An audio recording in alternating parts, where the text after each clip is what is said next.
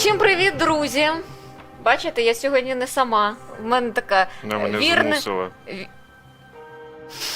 Я хотіла сказати вірна, надійна підтримка. Яка підтримка? Міцне плече. Назар прийшов на допомогу сьогодні. Заходь. Не кинув в біді. Мене тут на розтерзання годинного етеру. Я зараз червонію вже знову. Це мало того, що там відбувалось у нас на цьому в етері поза етером, але це дуже ексклюзивна історія, тільки для патронів.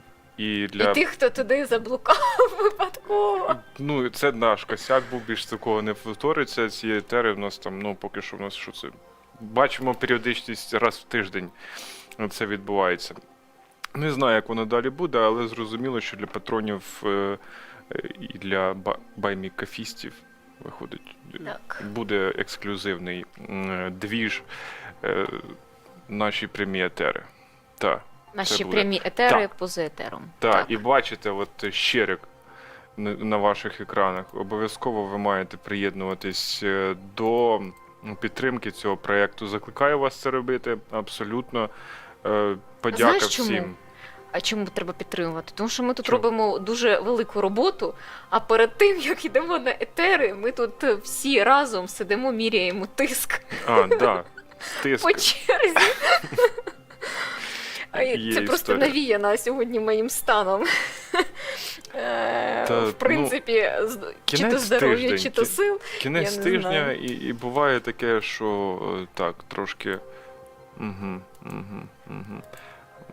Ясно, понятно. Слухайте, і ще ж є гільза Залужного, і туди ж теж це, як це, називається? Розіграш. Є в нас розіграш, мета зібрати 500 тисяч гривень. Ви маєте зробити ставку мінімум 100 гривень. Ми плануємо зібрати ці гроші Артемові Щербаківському. Ось так ця гільза виглядає. Ви її можете виграти, задонативши мінімум 100 гривень.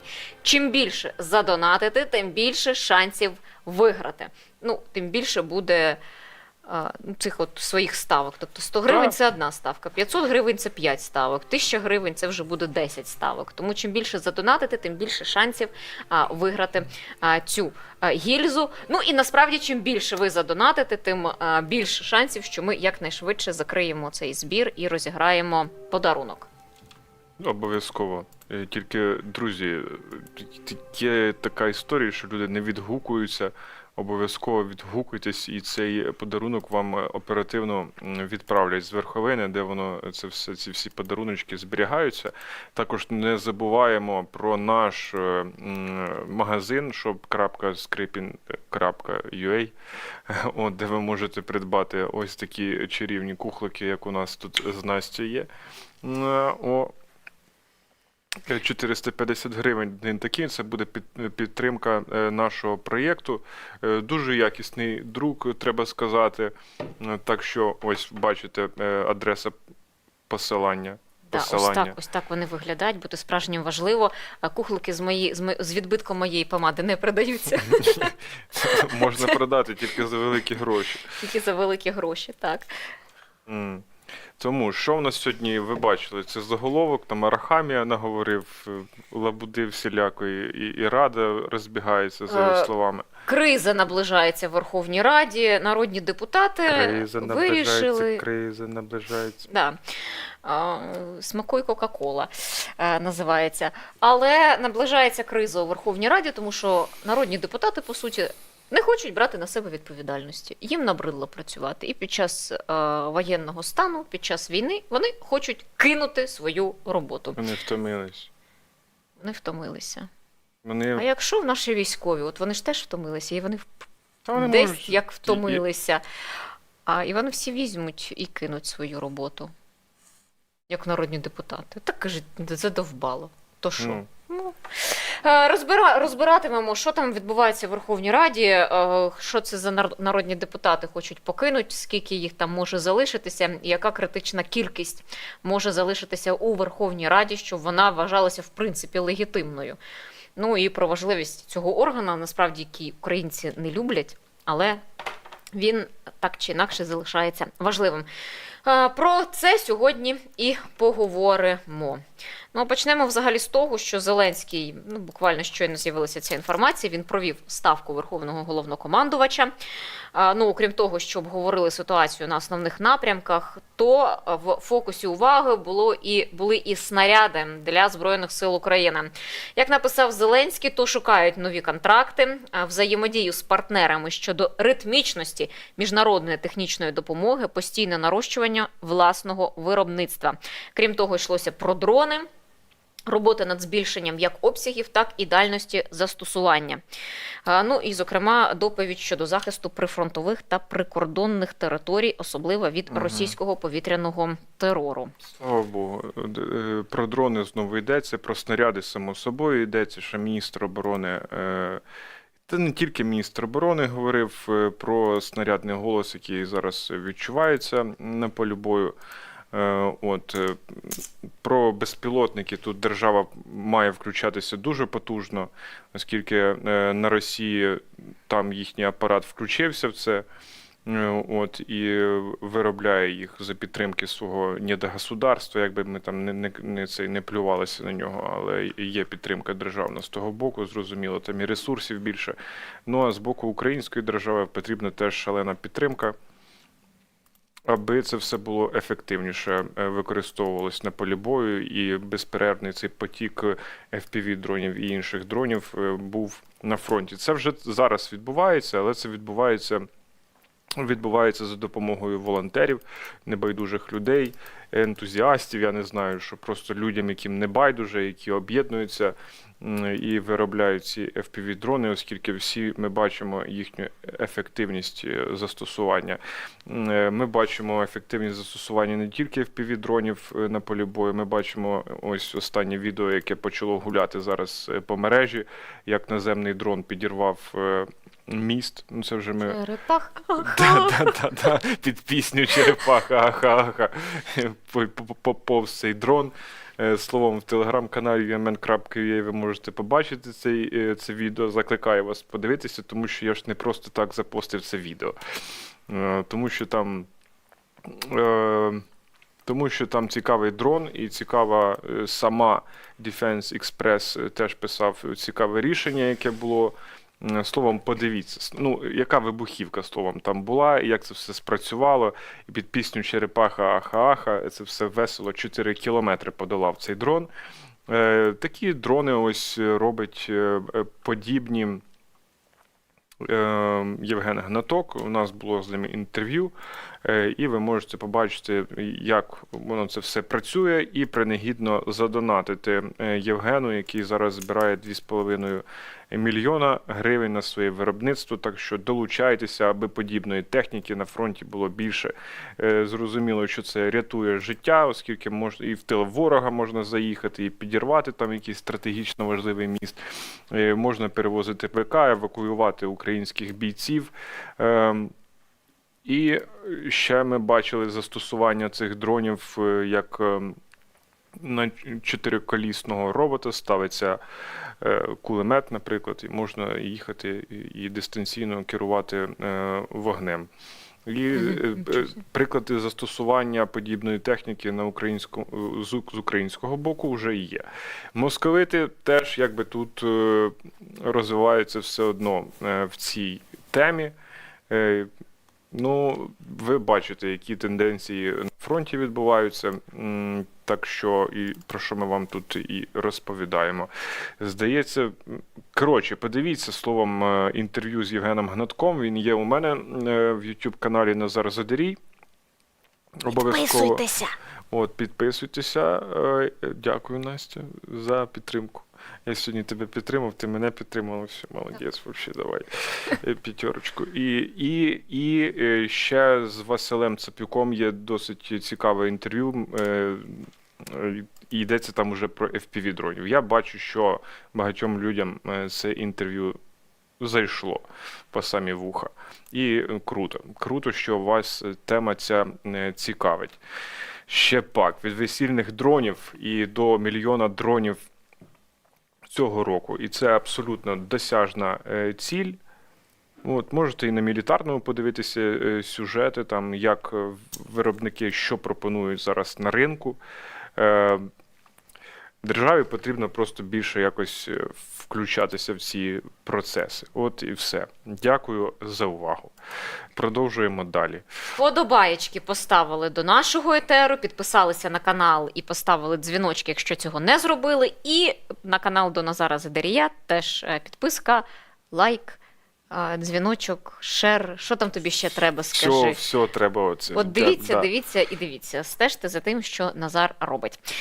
Так, і поки у нас влада шукає, де б як наростити виробництво снарядів, щоб була стабільна підтримка від західних партнерів, журнал The Week презентував обкладинку свого лютневого номеру. От вона виглядає так: «Здаючи Україну».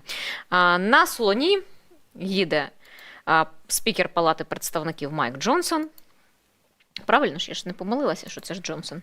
Угу. І з хитрою мордою Путіна і з розваленою Україною. Як ти це переклала? Здаючи Україну. Здаючи, да, десь воно так і... Ну, класна ілюстрація з хіхікаючим Путіним, який чекає на прихід Трампа. Уже виходить багато матеріалів, що там вплив є Трампа на ці процеси. Він закликає навіть не погоджуватись ні на яку угоду в рамках угода йдеться про посилення кордону з Мексикою американського. І тут, наприклад, Financial Times пише: допомога Україні від США висить на волосині, оскільки республіканці піддаються впливу екс-президента Дональда Трампа, який вимагає, аби партія відхилила компромісну угоду щодо імміграції у Конгресі. І зазначається, що протягом декількох тижнів учасники переговорів у Сенаті США намагалися укласти двопартійну угоду про посилення заходів на південному кордоні з Мексикою, яких вимагали республіканці в обмін на підтримку більшої допомоги Україні в сфері безпеки. Однак Трамп, який хоче зробити імміграцію центральною темою своїх нападок на президента Байдена під час виборів у листопаді 2024 року, виступив проти компромісної угоди. Financial Times зазначає, перемога Трампа на республіканських праймеріз цього року посилила його вплив на партію, що ускладнює для законодавців прийняття цього таки компромісу.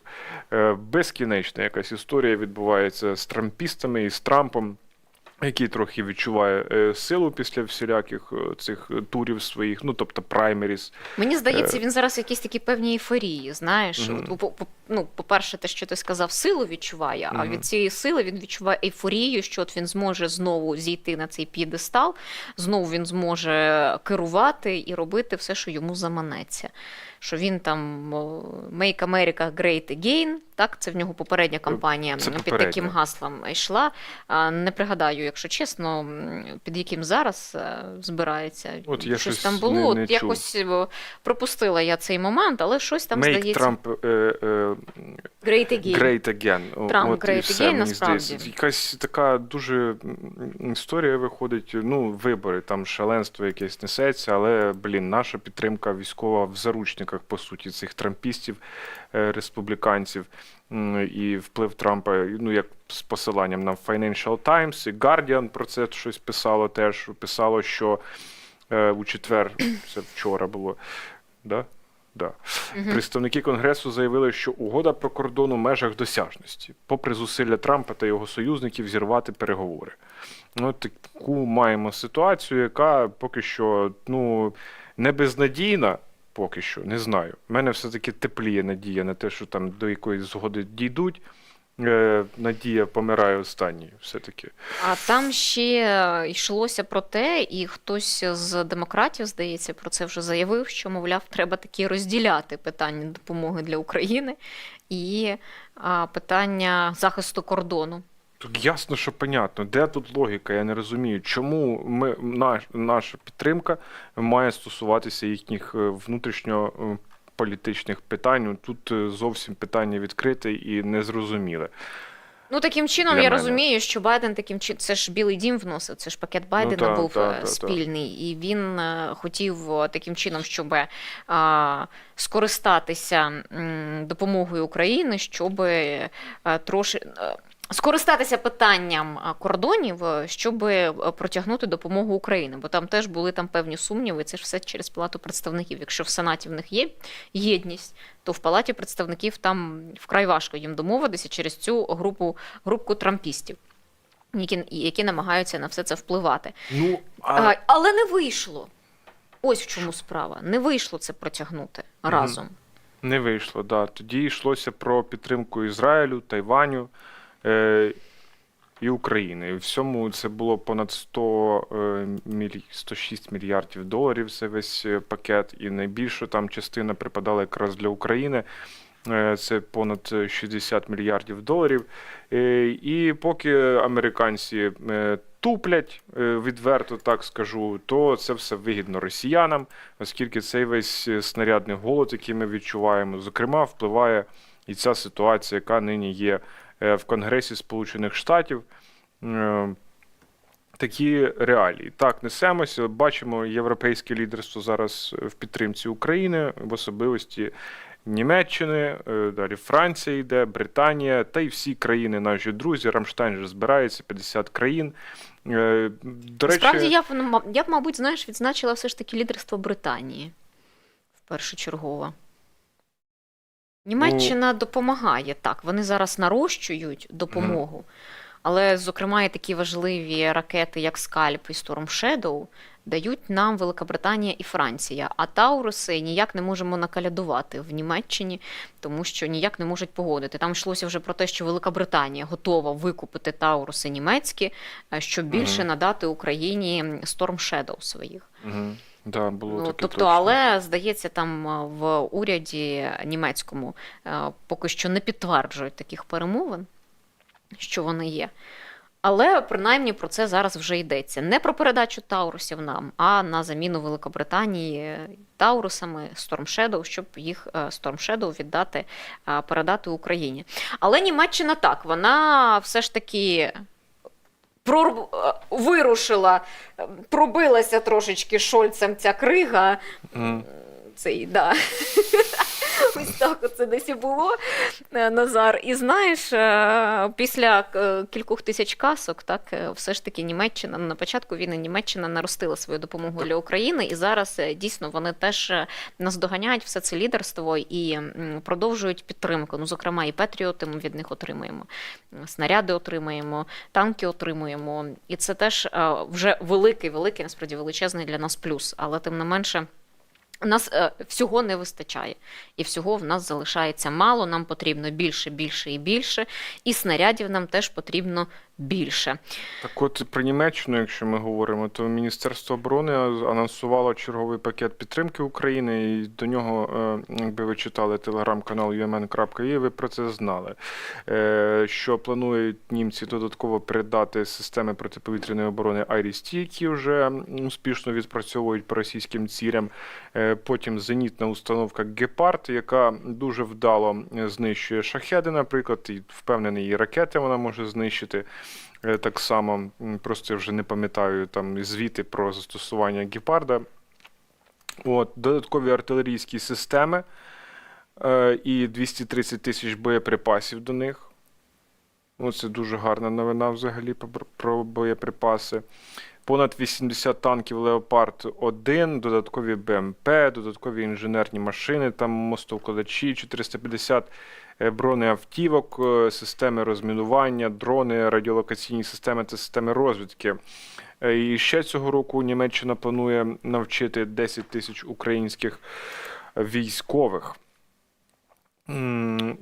Поки там в Штатах перерва у підтримці України, то зрозуміло, що будуть виручати європейці, наскільки це можливо буде.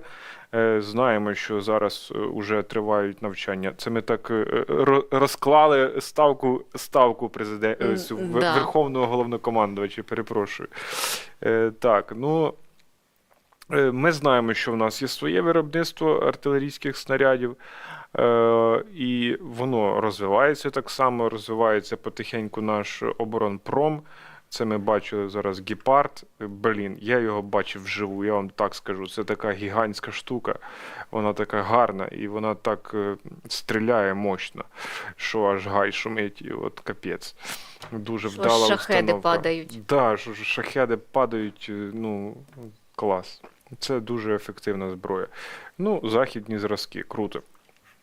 Але от знаєш, кажучи, ну як ти вже сказав, розкладаючи ставку Верховного Головнокомандувача, то зокрема Зеленський написав про те, що обговорили питання, яким чином захистити прифронтові регіони, на які йдуть постійно напади Російської Федерації. От Харків останнім часом він просто ну, майже беззупинно під Да. обстрілами кацапів. Вони луплять по ньому всім чим завгодно, і захистити, і потужної протиповітряної оборони над Харковом, на жаль, зараз немає.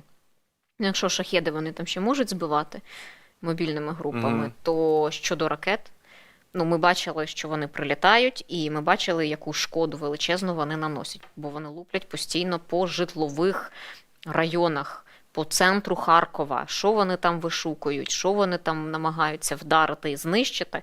Ну, це тільки будинки людей, які там живуть. І, на жаль, постійно там є влучання і постійно є якісь жертви. Постійний терор, і що ми знаємо, 11 загиблих в результаті останніх атак росіян. Вчора у Харкові був день жалоби, про це повідомляв міський голова Терехов.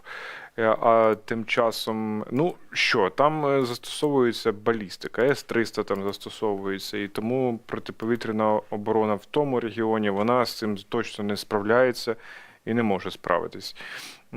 От, все, що можна зробити, це ліквідовувати установки ці наземні, тобто на землі.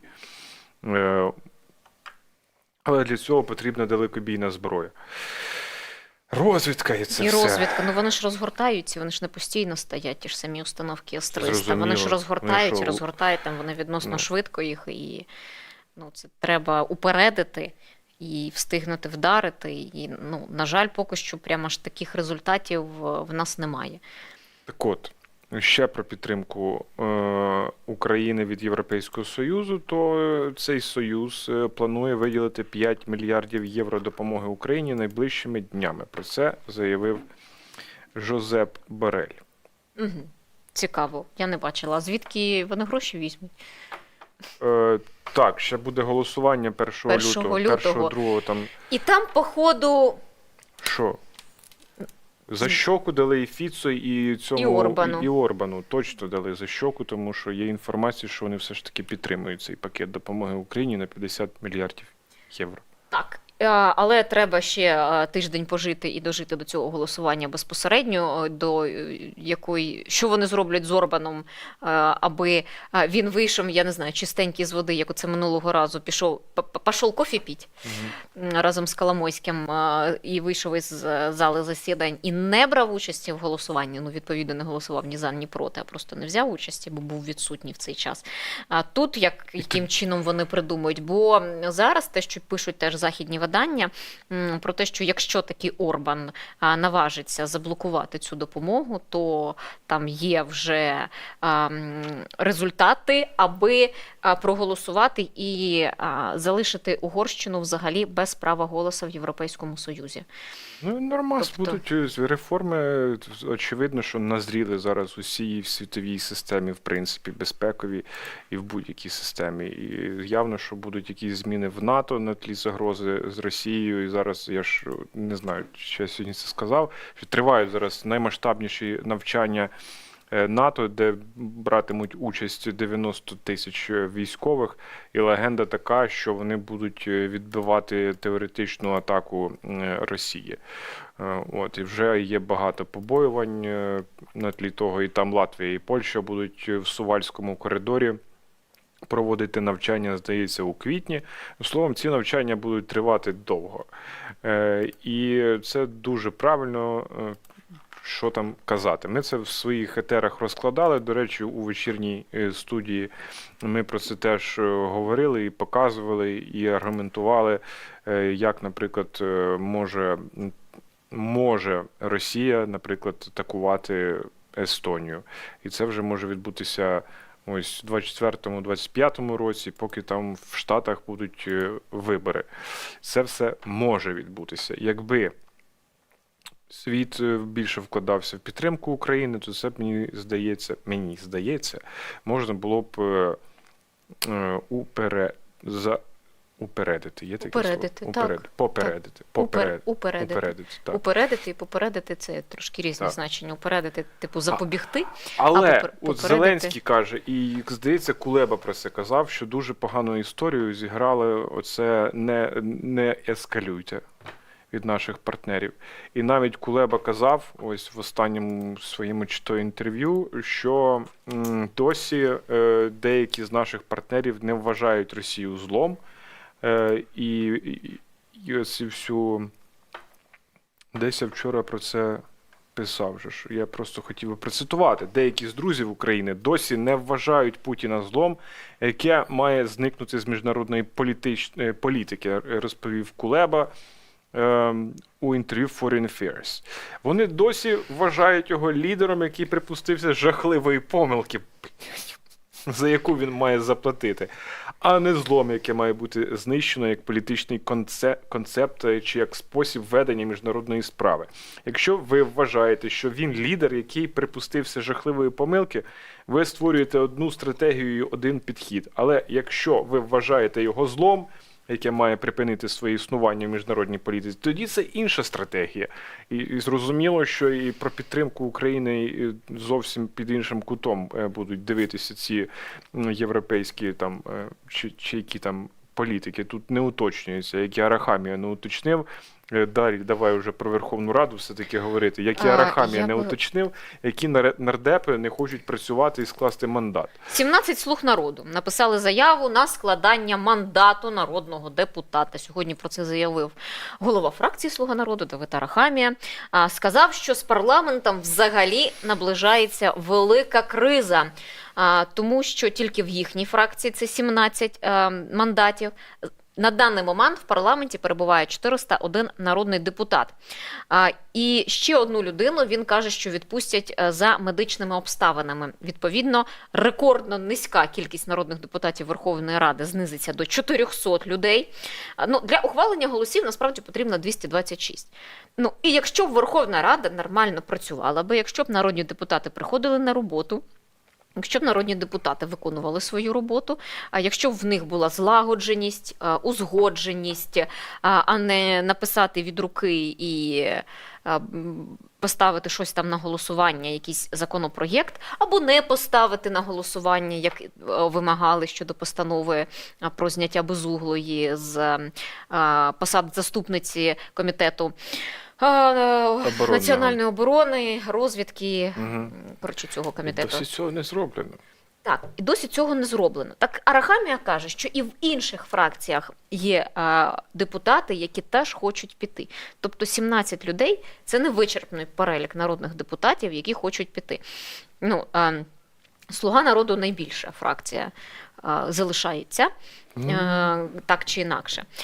І він каже, що в «Слузі народу» для себе вирішили, що не будуть давати голоси за складання мандатів, тільки якщо дійсно є певна медична причина, за яким народний депутат не може надалі виконувати свої обов'язки.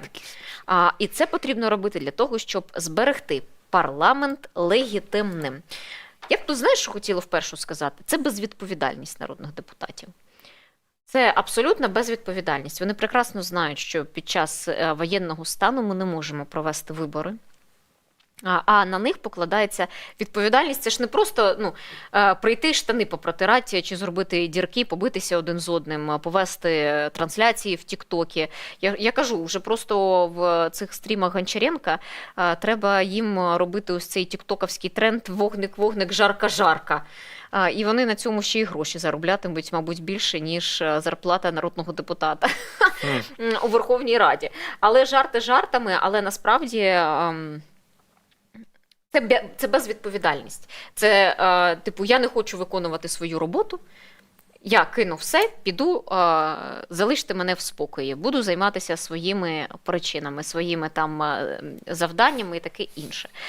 Загалом зараз 401 народний депутат, 215 з них вони обралися в загальнодержавному багатомандатному виборчому окрузі, тобто це за списками вони йшли, і 186 в нас народних депутатів – це мажоритарники.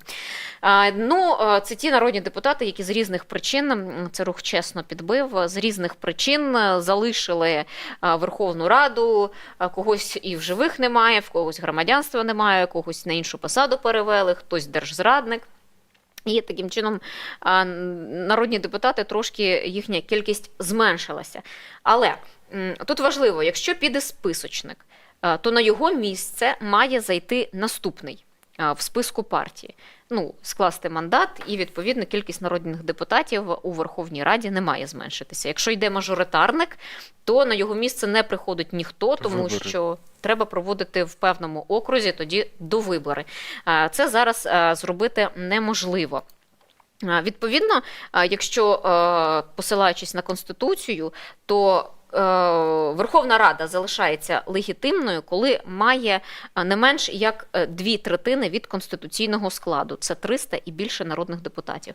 Тобто ось ця критична позначка кількості народних депутатів у Верховній Раді – 300 штук. Ну, це щоб приймати якісь там конституційною більшістю рішення, це що в нас може бути? Це йдеться про урядовців, там, коли їх призначають? Ні, ті просто більшістю. Це про зміни до Конституції, наприклад. Ну, загалом, от є теж рух чесно, вони підбили... І бюджет, здається, 300, ні? Ні, там 300 голосів не треба, там 226. Ось, вони з 24 лютого, порахували, з 24 лютого 22 року до 7 лютого 23 року в них була така графіка, і за цей час скільки законопроєктів отримало більш ніж конституційну, або більш ніж конституційну більшість голосів. Відповідно, це 39% загалом ухвалено конституційною більшістю, і це 303 народних депутати. Тобто 39%, а це меншість законопроєктів, які були ухвалені. Для них не потрібна була конституційна більшість голосів. Для них, це просто стільки народних депутатів підтримало там цей законопроєкт. Так? Для них 39% насправді це мало, це менше половини. І попри те, що Верховна Рада і так не може нормально працювати, вони і так не підтримують багато різних ініціатив, вони багато сваряться, сирими виходять насправді законопроєкти, і приклад законопроєкт про мобілізацію. Це урядовий законопроєкт. Це урядовий законопроєкт, але Верховна ж Рада бачили очі, що брали, називається.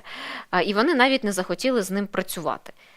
Хоча з тим урахуванням, як про нього писала Мар'яна Безугла, то в мене є підозра, що народні депутати таки брали участь в розробці цього законопроєкту. Просто він був внесений іменем прем'єр-міністра України Дениса Шмигаля. Це про це навіть казав Рустем Умєров, який казав, що над цим законопроектом працювали бляха півроку. І допрацювались, це був пост Умєрова був. Він там казав, хто працював над цим законопроектом. В тому числі, здається, там були і представники Верховної Ради. Верховна Рада не могла не знати, що там розробляється, і вони мали брати теж участь в розробці цього законопроєкту, а не просто уряд сів і написав. Тобто це комплексне рішення, яке б мало бути пропрацьоване з дуже багатьма відомствами, і щоб воно вийшло не таке сира картопля, яку кинули, але дуже гарячу, і треба з нею щось робити. Так воно і виходить. Так воно таки вийшло, що потім цю картоплю повернули уряду, тому що, по суті, підставили лише тільки уряд, що лише він цим займався, начебто. Але насправді ні. І проблема в тому, що 100 народних депутатів, ще 100 народних депутатів, навряд чи підуть з Верховної Ради щоб вона втратила легітимність, врешті-решт. Але тоді це дійсно була вже і конституційна криза, і парламентська криза, політична криза, і велика внутрішня криза в Україні, оскільки Верховна Рада, наскільки б ми її ненавиділи насправді, наскільки б нам не подобався цей склад Верховної Ради, хто там працює, як вони працюють, але без Верховної Ради неможливо ухвалювати якісь рішення, бо це рішення і для вступу в Євросоюз, і в НАТО для України, тому що нам ще мають надати наш план дій, які ми ще маємо проводити реформи, аби вступити, доєднатися до Європейського Союзу. Це рамкова програма має бути. Про яку мають домовлятися там десь з березня місяця, і вже там певні перемовини почалися в Брюсселі, між Україною, між Києвом і Брюсселем. Це і, зокрема, допомога нашому війську ухвалювати законопроєкти, ухвалювати зміни, ухвалювати бюджет України, оборонний бюджет України. Тобто все це робиться руками Верховної Ради. Яка б вона там не була паскудна. Вибачте. Не відправлять народних депутатів, як би комусь не хотілося, на фронт, на нуль. Тут же ж йдеться, що 17 депутатів, які не хочуть, можливо і більше. І просто прикол в тому, що тут Арахамія ключову річ сказав. Наразі єдності в Верховній Раді немає. Єдність була 1,5 року тому. Нині ситуація ще гірша, ніж до повномасштабної війни. Тобто, про що ми тут кажемо? Є опозиційні сили в парламенті. Я не рахую ці сили п'яту колону, яка досі залишається, з якою влада співпрацює по факту. Виходить так, які голоси дають під час ухвалення рішень. Цих мразот тримати в Раді, це просто ганьба, я не знаю просто. Де ті правоохоронні органи наші, що вони роблять? Це теж відкрите питання, але питання всього суспільства є, якого біса ці народні депутати з колишньої ОПЗЖ досі там тиняються у Верховній Раді. Єдності в Верховній Раді немає. Слуги народу, це ще йдеться про 17 нардепів Слуги народу. Тобто це найбільша фракція «Слуги народу», тобто їм доведеться домовлятися із опозиційними фракціями, як Європейська солідарність, це просто в них стадіон цей триває, ненависть один до одного, вона от 1,5 року чомусь ця єдність була, а куди вона зникла, мені просто цікаво, ця єдність. Є ще фракція «Голос», Їхала з російськими танками. Від Києва. Так. Я це говорила завжди. І я вважаю, що єдність завершилася рівно там, коли наші Збройні сили, коли наші люди відігнали, виконали російські танки з-під Києва. І коли вони всі дружньо просто втікали, поки що могли це зробити і мали чим втікати. А після того все воно почалося розхитуватися і далі просто стає гірше, гірше, гірше і гірше. Ми б мали зараз мати вже просто новий склад Верховної Ради. І так сталося, політично, історично в Україні так сталося, що на початку каденції Верховної Ради їй вірять дуже, їх обирають, що вони там прийдуть, все змінять. І з кожним роком це падає, і потім це на підлозі навіть побачити неможливо, рейтинги Верховної Ради і довіру до народних депутатів. І зараз би ми вже мали насправді новий склад, якщо б не Росія, яка пішла повномасштабним вторгненням до нас, ми б мали в кінці минулого року вибори парламентські. І, відповідно, ми обрали вже новий склад Верховної Ради, якому знов довіряли, і якому знов потім не довіряли. Тобто все нормально. Але зараз через те, що ми не можемо провести ці вибори, і в нас, виходить, є бажання ось це змінити владу, в нас, нам хочеться вже сміття виконати зі своєї хати, яке заванялося, так? Але не можемо. Дали порівняння, але не можемо. І воно не можемо. Смердить. Я пам'ятаю, як президента там запитували, що ось потрібно уряд єдності. Такий уряд єдності, коли після 7 жовтня сталася ця масштабна атака Хамас на Ізраїль із сектору Гази. І потім там зайшла мова про уряд єдності. Вони його створили, туди увійшли опозиціонери, увійшла влада, і вони почали всі дружно воювати проти цієї своєї такої ж самої екзистенційної загрози, як і в нашому випадку з росіянами. От. І в них є таке поняття, як уряд єдності. Президента тоді на прес-конференції запитували, а він каже, хто його буде очолювати, абсолютно, можливо, не розуміючи предмет питання чи що. Я не знаю. Це таке от припущення. Явно, що ця єдність нам зараз потрібна в цей критичний момент, 2024 рік. Його там багато хто може назвати якимось вирішальним роком. Насправді він у нас кожен рік такий вирішальний. У нас кожен день майже вирішальний. Кожен Ну, якщо день не кожен вирішальний. день, то точно кожен місяць у нас якийсь певний вирішальний. Знаєш, у нас, ти кажеш про уряд єдності, так? Мгм. А в нас якась влада ненависті. Ненависті один до одного, насправді. І заяви Данілова про те, що в Україні немає опозиції, її не існує. Ну, в нас погана Клас. опозиція, але в нас і погана влада. Ну от, ми маємо те, що зараз маємо. Ну, маємо ту владу, яку ми маємо, яку обрали насправді. І в цих умовах ми не можемо просто працювати з кимось іншим. Просто ми не можемо. Але ось цей уряд єдності, якщо б це була нормальна демократична держава, де б там всі хоч і ненавидять один одного політики, так, але намагаються об'єднуватися заради певної мети. Наша мета очевидна. Більш очевидної мети неможливо знайти. Це перемога України. Щоб Україна була єдина, щоб Україна була з перемогою, щоб ми змогли Росію побороти, то нам потрібно об'єднуватися не на словах, а на діях. І, зокрема, на діях влади. І, врешті-решт, тут взяти і між собою домовитися, що ви робите, на яких умовах ви співпрацюєте один з одним, влада і опозиція, і так, щоб це приносило лише користь Україні. Оця влада і опозиція, цей момент, це ж політичний момент. Він має бути взагалі під час цієї війни виключений взагалі.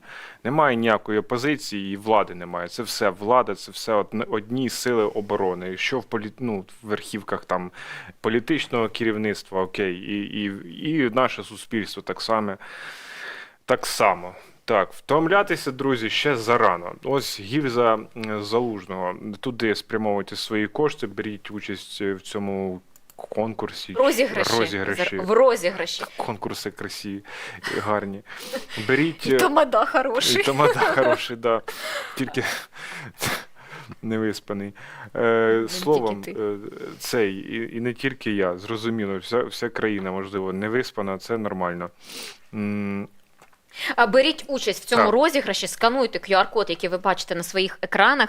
Мінімум 100 гривень – це ставка, щоб взяти участь в цьому розіграші і спробувати виграти цю гільзу з підписом головнокомандувача Збройних сил України Валерія Залужного.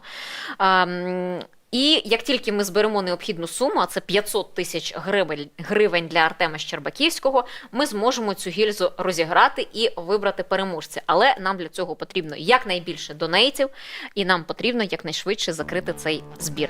Ну і обов'язково, друзі, підтримайте наш проєкт. Давайте хай котик потрясе баночками, задонатьте нам, підтримайте нашу роботу, підтримайте наш проєкт, щоб ми могли ще більше розвиватися і щоб ми могли більше давати на гора інформації. Ми ж далі, тому що Верховна Рада цим не завершується тільки своєю політичною кризою, парламентською кризою, що там все менше і менше стає народних депутатів і вони не хочуть працювати. Давай зарано називати це кризою якоюсь. Вже в нас була конституційна криза, ледь вирізли звідти. Була конституційна криза в нас, і, зокрема, цим прекрасним депутатам від ОПЗЖ тодішньої. Да, завдячуючи їм, цим ушльопкам конченим, які ще й намагаються щось там, як Бойко, що щось там розповідати нам про мову, тут взагалі всратити болото, просто підпортнєва, пліснява, Медведчука і Путіна, і Медведєва так само, і очільника Газпрому, Оце все, що являє собою пан Бойко. От. Гамно всрате. Просто російське всрате гамно. Більше ніяких слів до нього використати неможливо. І так, і додати Так вже, чекай, в принципі, що не можеш ти нічого сказати? Герой України ще. Ой, пересете. Не можеш ти всрати слів гімно, добрати ще до й пана Герой Бойка, а України. він цілий Ні, цілесенький. я все, я вже все сказав, що я думаю про пана Бойка. Да. А я б тут хотіла ще відзначити такий момент. Єгор Чернів, народний депутат від «Слуги народу», він, зокрема, каже, що зараз тривають ще обговорення, що потрібно мобілізувати депутатів Верховної Ради, так? Він каже, що немає нічого проти цієї ініціативи, каже, вже там був і готовий бути знову, але пояснює, що, мовляв, треба зрозуміти, що в такому разі замість депутатів хтось повинен бути ухвалювати бюджет, ухвалювати закони, але вибори зараз провести фізично немає можливості. І він тут нюанс такий дає. Тож у випадку, якщо парламент стане недієздатним, тут давайте казати з різних умов. Чи то настане парламентська криза, чи то всіх депутатів мобілізують і не буде кому працювати. Єдиним виходом буде надання президенту та Кабміну надзвичайних повноважень видавати декрети, які матимуть законну силу. І от він це просто питає... повний піпець буде, як на мене, коли вже буде от така історія. Дуже якась не дуже історія. Все буде ухвалюватися в офісі Єрмаком. президента. Давайте будемо казати прямо. Буде все ухвалюватися Офіційно. Єрмаком. Тому Легітимно. Що... Легітимно. Я б отак зараз підкреслила і вже публічно, так би мовити. Тому... Я просто нагадаю, українська кривда вчора дуже вдало пожартувала на день народження президента, 46 років. Вони написали «З днем народження, пане президенте», і поставили фото Єрмака замість Зеленського. Дотепний жарт. Я десь читала нову посаду Єрмака, це директор України. Або так. Ось такий варіант. Це якесь підвищення вже буде. Це зелений кардинал його зараз називають. Да? Green Cardinal за версією журнала Time. Це ми все обговорювали наприкінці минулого року, і вже не хотілося б до цього насправді повертатися. Але от якраз про питання, зокрема, і мобілізації, торкалися цього законопроєкту, то варто чи не варто мобілізувати народних депутатів, і ходять думки, що певна ротаційність має бути. Типу там 10% народних депутатів йдуть на фронт, там служать певний час, там, я не знаю, 3 місяці умовно, повертаються, інші 10% народних депутатів йдуть на фронт. І отак от вони, мовляв, змінюються, що це не вплине на роботу Верховної Ради, але дасть людям приклад, що народні депутати, вони теж воюють. Хоча насправді народні депутати, деякі теж воюють. Деякі воюють, і колишні воюють народні депутати. І народний депутат Барда, здається, от мені зараз згадується, він ж на фронті загинув, правильно? Не знаю. Я щось не пам'ятаю. Барна. Колишній народний депутат, да. так, Барна. Він був завжди специфічним народним депутатом, але тим не менше він пішов воювати, він був в 8-му скликанні. Ще народним депутатом, я пам'ятаю, а потім в 9-й він чи то не балотувався, чи то не прийшов, я тут не пам'ятаю, він пішов воювати після повномасштабного вторгнення, і так, він загинув на фронті.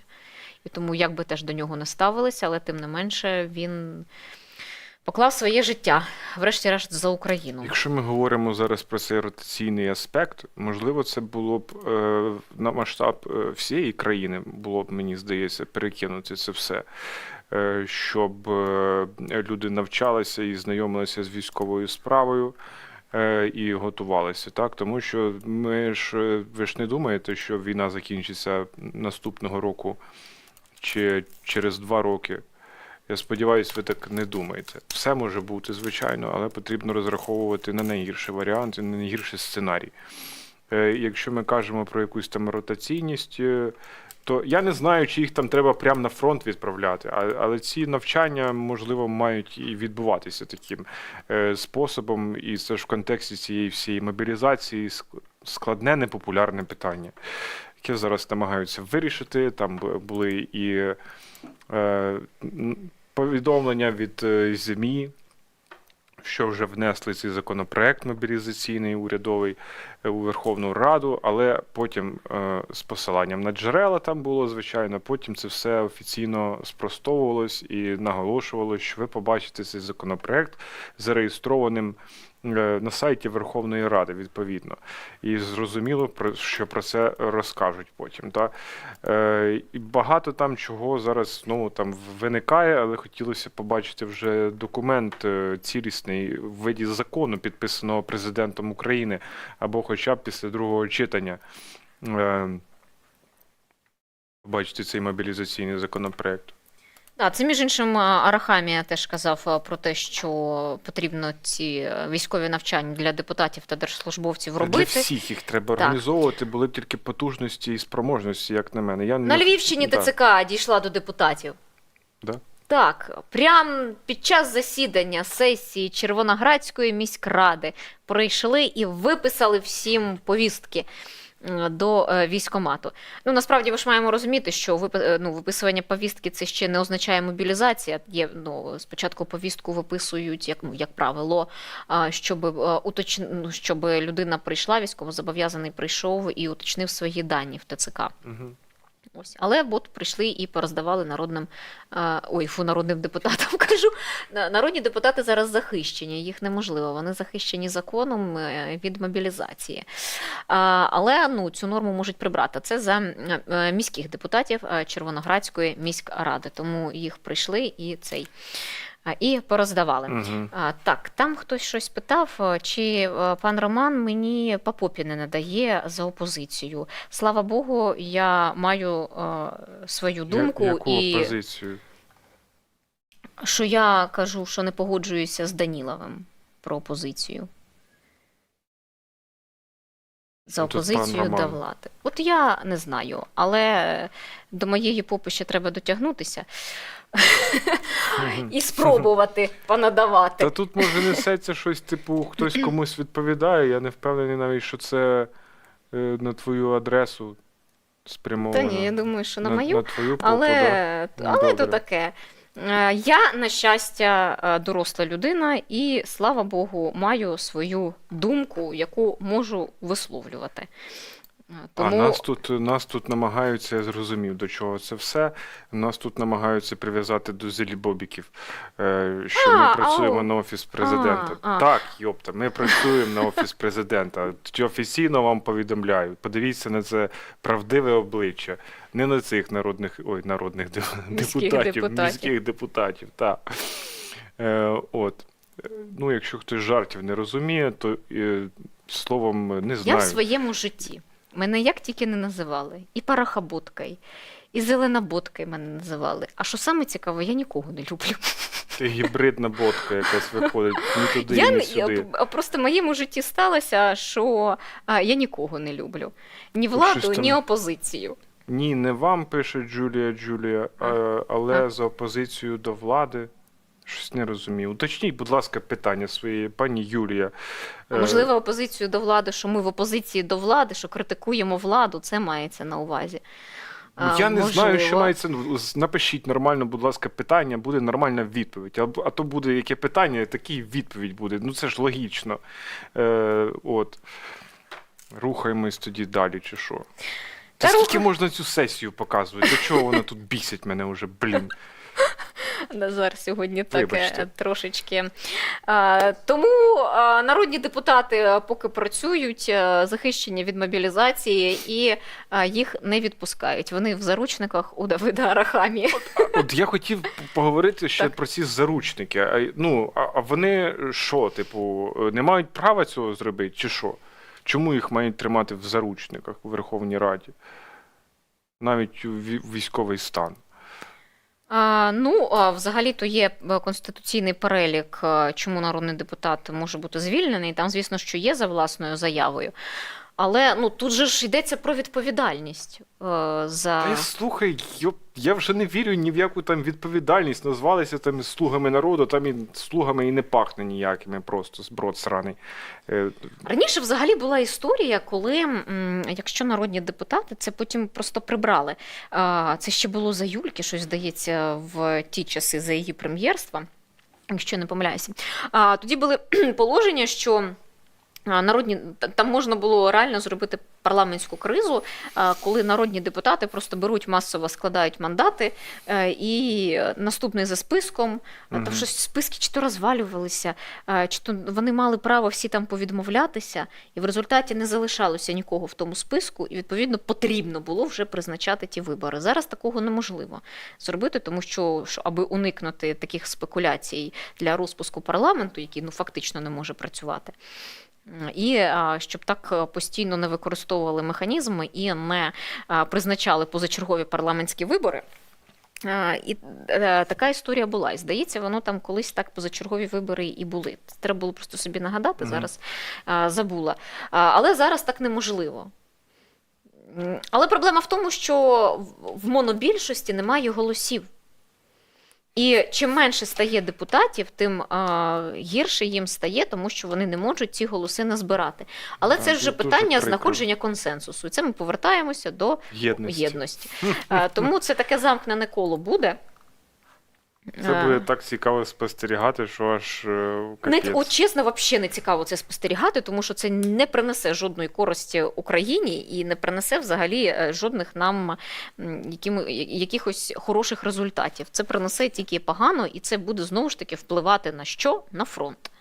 На ведення бойових дій з нашого боку. Якщо б це був мирний час, якщо б ми не воювали, якщо б ми могли тут гратися політики між собою, і це там кардинально не впливало на нашу безпеку і, в принципі, існування України, то це, ну, окей, таке можливе.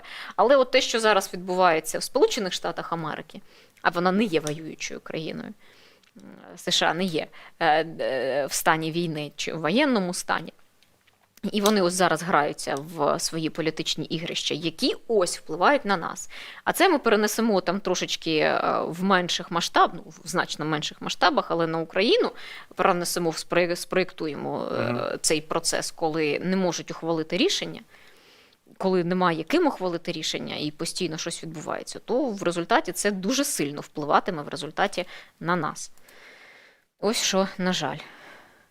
Якийсь там моральний аспект я не буду зараз зважати. Ну, словом, у вас є свої там обов'язки народних депутатів, вас обирали, ви ж народні депутати, правильно?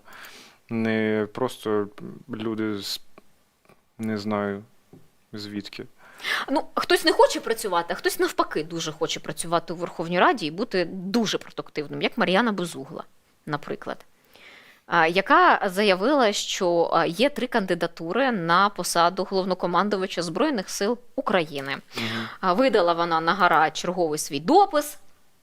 І що вона сказала? Хто там у нас 3? Олександр Сирський, Євген Мойсюк, генерал-десантник, і Кирило Буданов. Ось це 3 особи, які начебто можуть бути головнокомандувачем Збройних сил України. За версією Мар'яни Безуглої, так. Вона продовжує працювати на когось. Та Мар'яна Безугла, слухайте, якщо все там пов'язано, ось все, можливо, нас і, я не знаю, це тільки можна припускати, тому що якщо Мар'яна Безугла з нею не можуть ніяк справитися у фракції, в парламенті, її виключили. Так вона вийшла з фракції. Вийшла? І що, ти погодила політична їхня рада вихід Мар'яни Безуглої з партії фракції? Я щось не пам'ятаю таких новин, чесно. Може зараз, поки я там буду займатися ось цими хлопцями, люди, які потужно захищають Україну, І вона там кожному розклала характеристику, плюси-мінуси, які можуть бути. Про Буданова написала, про Сирського написала, все написала вона. Ще вона починала свій захід в цю історію. Знов загострення на повний місяць. Загострення. Ірина Власенко нам пише. Так. І це ж все починалося з того, що от треба Залужного терміново змінювати. От з цього починала свій такий медійний випередж минулорічний. І це багато скандалів було з Мар'яною Безуглою. Всі казали, та накиньте вже нарешті якийсь нашийник, намордник на неї, як це свого часу. Ладно, ну ми ж гуманні. Ну, не в буквальному сенсі. Це не в буквальному сенсі, абсолютно ні. Йдеться про політичну фігуру, тобто це все вимірюється в політичній площині. А я тут на особистості не перехожу ніяк. Це народна депутатка, якби їй там довіряють, я не знаю, хтось в новини вписує, і ми ось з тобою її обговорюємо знову ж таки. Це чутливе питання, тому що знову ж йдеться тут бляха про рейтинги, так? І чомусь в рейтинги і Залужного запихують. Зрозуміло, що в рейтингах усіх Збройні сили на першому місці, сили оборони.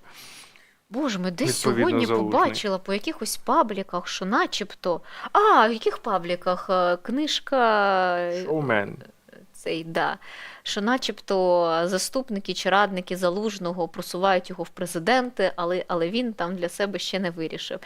Я тут вже казала Назару позитерам, що я б хотіла прочитати цю книгу насправді, бо це є цікаво побачити і цікаво прочитати, що там цей очевидець Понаписував. Пан Шустер понаписував, як він це все сприйняв і як це все інтерпретував. Інтерпретував. Це дуже такі значимі слова в твоїй промові зараз були, тому що я не знаю. Тому що те, що вже зараз якісь уривки з цієї книжки можна побачити в ЗМІ, це, звісно, шокує трохи. Те, що шокує, я не знаю, як вже до цього ставитися. Я просто вже якесь, не знаю, слухайте, з мене приклад не беріть, ваше завдання донатити. Тому беріть участь в нашому розіграші. QR-код ви бачите на ваших екранах, друзі, а ще реквізити є в описі до нашої трансляції. Хрен з нею, з цією радою, поки працює, і треба вимагати від неї роботи ефективної і якісної, і це, між іншим, українці можуть зробити, насправді, звертаючись і до своїх народних депутатів, яких ви ж і обирали, всі ми обирали, насправді. Тим часом на Ленінградщині щось знову шумно. Жителі Виборга, що поруч із фінським кордоном, публікують відео сильного вибуху у Ленінградській області. За словами місцевих, вони почули вибух, після чого з'явився стовп білого диму. Прошу до уваги. Короче, что-то как ёбнуло сейчас. Прям жестко, аж ебать, земля задрожала. Охуеть.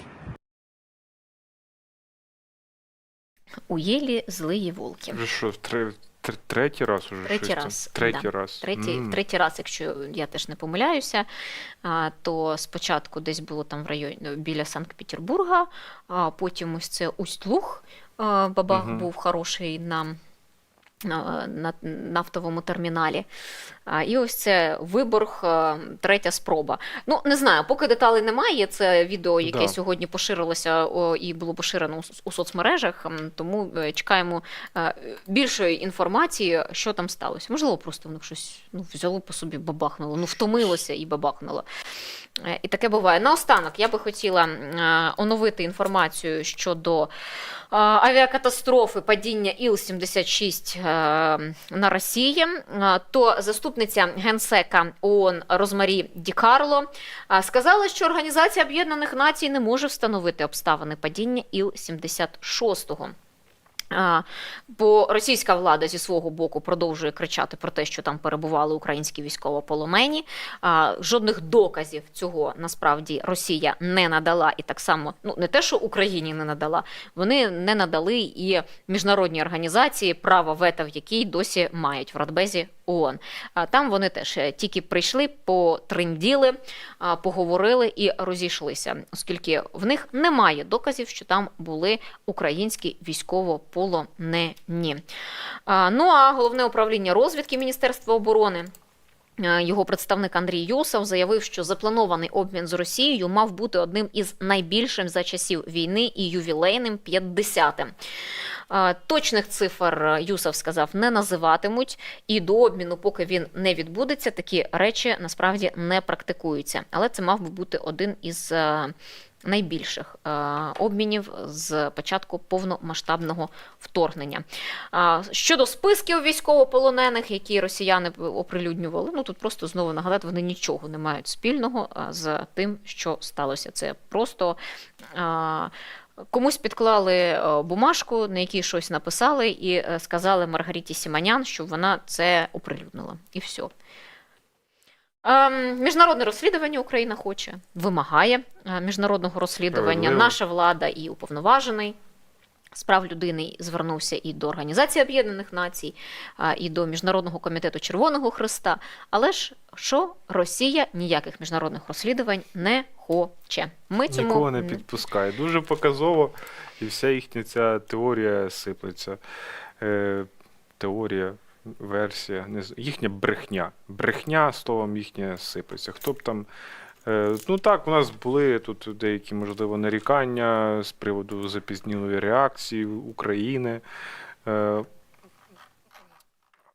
справа в тому, що на Росії важко щось дізнатися і швидко відреагувати, напевно, що було не так-то й просто в цій ситуації. Друзі, донатимо на Збройні Сили України. Ще раз нагадуємо, в нас є розіграш. Ми розігруємо гільзу з підписом Верховного, Господі, головнокомандувача Збройних Сил України Валерія Залужного. Наша мета – зібрати 500 тисяч гривень для Артема Щербаківського. Гільза виглядає так, щоб спробувати її виграти, потрібно задонатити щонайменше 100 гривень. Це наша ставка. Чим більше задонатити, тим більше шансів її виграти. Гратимуть в цьому розіграші кожні задоначені 100 гривень. Відповідно, задонатити 200 – це двічі гратимуть ваші гроші. 300, 400, 500, 600, 1000, хоч 10 тисяч. Донатьте, все це буде помножуватися. І чим більше донат, тим більше ваша можливість, як воно, неможливість. Так а чому можливість? Можливість виграти цю гільзу. цю гільзу. І донатьте нам, будь ласка, друзі, ставайте нашими постійними спонсорами на Патреоні та BuyMeACoffee. В нас для наших постійних спонсорів є унікальний контент, закритий контент з нашими етерами, які називаються «Поза етером», де ви зможете поспілкуватися з усією нашою командою, яка як в кадрі працює, так і за кадром. Тому ставайте спонсорами, донатьте нам, можете і задонатити, якщо поки що не є постійними нашими спонсорами на цих платформах. У нас є банка, на яку ви теж можете задонатити гроші.